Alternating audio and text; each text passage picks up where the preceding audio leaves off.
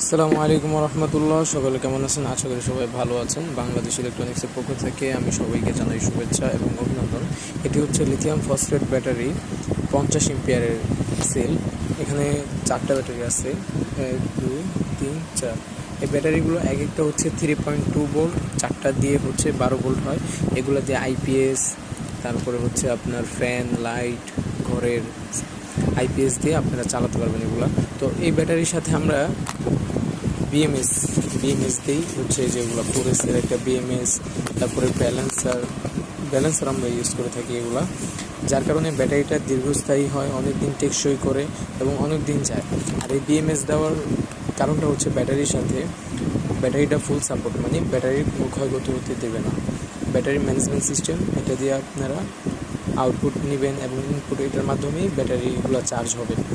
ব্যাটারিগুলো আপনারা দেখতে পারতেছেন, খুবই কন্ডিশন ভালো।